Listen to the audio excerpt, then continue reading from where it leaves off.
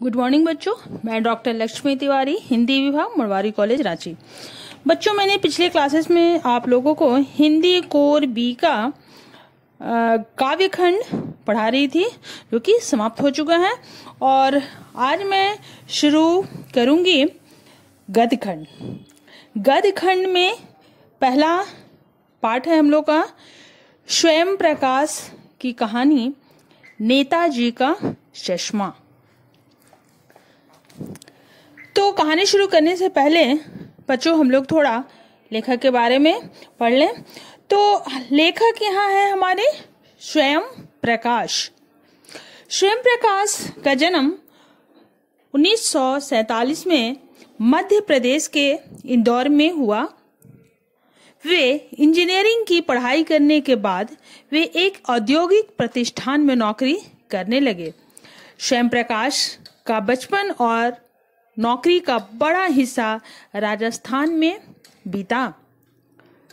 फिलहाल स्वैच्छिक सेवानिवृत्ति के बाद वे भोपाल में रहते हैं और वसुधा पत्रिका के संपादन से जुड़े हैं। वे एक कुशल कथाकार के रूप में चर्चित रहे हैं।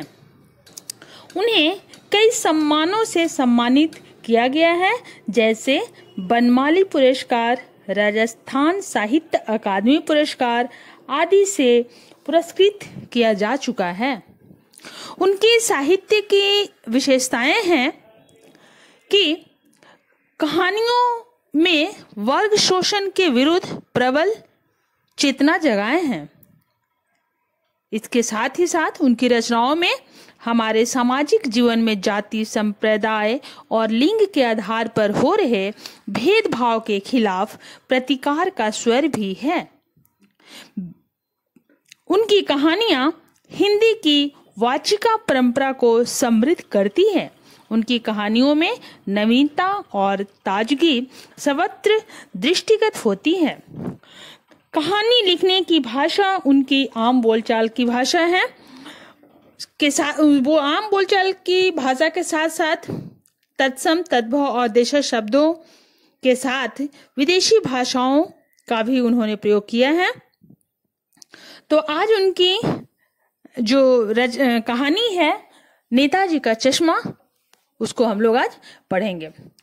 नेताजी का चश्मा में हालदार साहब अपनी कंपनी के काम के सिलसिले में हर 15वें दिन उस कस्बे से गुजरते थे। कस्बे में बाजार, लड़के लड़कियों के स्कूल, एक सीमेंट का छोटा सा कारखाना, 2 ओपन एयर सिनेमा घर और एक नगरपालिका भी थी।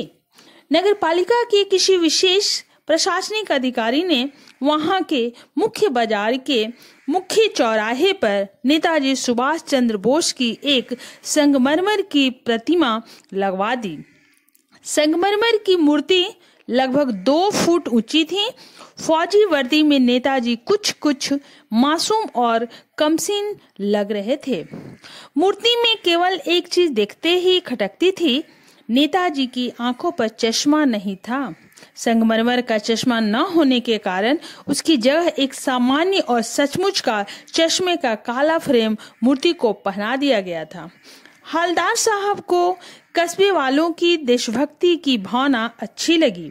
हालदार साहब जब दूसरी बार कस्बे से गुजरे तो उन्हें पहले के मोटे फ्रेम वाले चौकोर चश्मे की जगह तार के फ्रेम वाला गोल चश्मा दिखाई दिया। तीसरी बार नया चश्मा था। उन्होंने पान वाले से इस बारे में पूछा। उसने बताया कि एक चश्मा वाला है जिसका नाम कैप्टन है। नेताजी की बगैर चश्मा वाली मूर्ति आहत करती है, इसलिए वह अपनी दुकान में उपलब्ध गिने चुने फ्रेमों में से एक नेताजी की मूर्ति पर लगा देता है। जब कोई वैसा ही फ्रेम का ग्राहक आता है तो वह मूर्ति पर लगा फ्रेम ग्राहक को दे देता है और मूर्ति पर दूसरा फ्रेम लगा देता है। हलदार साहब ने मूर्ति पर चश्मा न बने होने का कारण पूछा तो पान वाले ने बताया कि मास्टर बनाना भूल गया। हवलदार साहब ने देखा मूर्ति के नीचे मास्टर मोतीलाल लिखा था। वह कस्बे का अध्यापक था।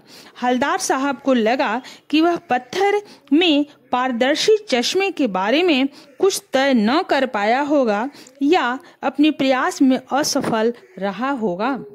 पान वाले ने कैप्टन चश्मे वाले को लंगड़ा और पागल कहा तो हवलदार साहब को एक देशभक्त का इस तरह मजाक उड़ाया जाना अच्छा नहीं लगा। उन्होंने कैप्टन को देखा। एक बूढ़ा मरियल सा लंगड़ा आदमी, सिर पर गांधी टोपी और आंखों पर काला चश्मा लगाए, एक हाथ में एक छोटी सी संदूक लिए और दूसरी हाथ में बहुत से चश्मे टंगे बांस को एक बंद दुकान के सहारे टिका रहा था। हवलदार साहब 2 साल तक काम के सिलसिले में कस्बे से गुजरते रहे। नेताजी की मूर्ति में कभी गोल, कभी चौकोर, कभी लाल, कभी धूप का कोई न कोई चश्मा जरूर लगा मिलता। फिर एक बार ऐसा हुआ कि मूर्ति के चेहरे पर कोई भी चश्मा नहीं था। उस दिन पान की दुकान के साथ ही चौराहे की अधिकांश दुकानें बंद थी। अतः हवलदार साहब को कारण का पता नहीं चल सका। अगली बार भी नेताजी की मूर्ति पर चश्मा न देखकर हवलदार साहब ने पान वाले से पूछा तो पता चला कि कैप्टन की मृत्यु हो गई। वह बार बार सोचने लगे कि उस कौम का क्या होगा जो अपने देश की खातिर घर गृहस्थी, जवानी, जिंदगी सब कुछ होम कर देने वालों पर भी हंसती है और अपने लिए बिकने के मौके ढूंढती है। हवलदार साहब 15 दिन बाद फिर कस्बे से गुजरने लगे। उन्हें ख्याल आया कि नेताजी की आंखों पर चश्मा नहीं होगा क्योंकि कैप्टन मर गया है। उनकी आंखें चौराहा आते ही मूर्ति की तरफ अनायास उठ गई। वे लपककर मूर्ति के ठीक सामने जाकर अटेंशन में खड़े हो गए। मूर्ति की आंखों पर सरकंडे से बना छोटा सा चश्मा लगा था, जैसा बच्चे बना देते हैं। भावुक हवलदार साहब की आंखें भर आई। तो बच्चे, ये जो हमारा कहानी नेताजी का चश्मा का लेखक का कहने का उद्देश्य यही है कि नेताजी का चश्मा स्वयं प्रकाश द्वारा एक देशभक्ति की भावना से लिखा गया है और यह इसमें पूरा देशभक्ति का भावना से ओतप्रोत प्रतीत होता है। इसमें देश के आम नागरिकों द्वारा देश के प्रति निष्ठा रखते हुए देशभक्ति से पूर्ण कार्य करने की प्रेरणा दी गई है। लेखक के अनुसार चारों ओर सीमाओं से घिरे भूभाग का नाम ही देश नहीं होता है। देश बनता है उसमें रहने वाले सभी नागरिकों, नदियों, पहाड़ों, पेड़ पौधों, वनस्पतियों, पशु पक्षियों से, इन सब से प्रेम करने तथा इनकी समृद्धि के लिए प्रयास करने का नाम ही देशभक्ति है। नेताजी का चश्मा कहानी कैप्टन चश्मे वाले के माध्यम से देश के करोड़ों नागरिकों के योगदान को रेखांकित करती है, जो इस देश के निर्माण में अपने अपने तरीके से योगदान देते हैं। कहानी यह कहती है कि बड़ी ही नहीं, बच्चे भी इसमें शामिल हैं। साथ ही देश की भावी पीढ़ी भी देशभक्ति की भावना से भरी हुई है। तो बच्चे, ये कहानी हमारे यहाँ समाप्त होता है। धन्यवाद। फिर अगले क्लासेस में।